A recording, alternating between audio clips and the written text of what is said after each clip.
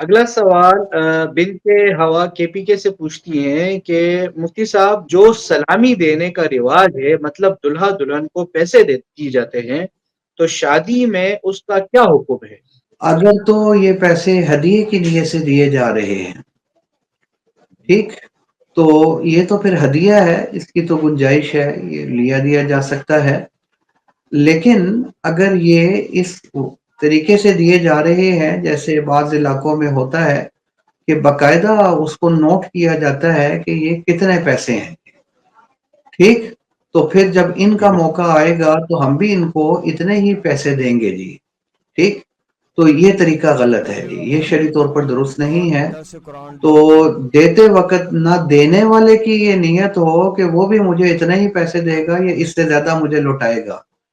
نہ لینے والے کا یہ اس طرح ہو جیسا کہ ہم نے دیکھا ہے بعض جگہوں پہ باقاعدہ لکھا جاتا ہے، نوٹ کیا جاتا ہے، فلاں نے کتنے دیے ہیں، ہم نے بھی لازماً ان کے موقع پر ان کو اتنے ہی دینے ہوں گے۔ یہ طریقہ تو درست نہیں ہے، یہ جائز نہیں ہے، ایسے نہیں کرنا چاہیے۔ ویسے اگر ہدیے کے طور پر دے رہے ہیں اور اس طرح کی خرابیاں نہیں ہیں تو اس کی تو گنجائش ہے۔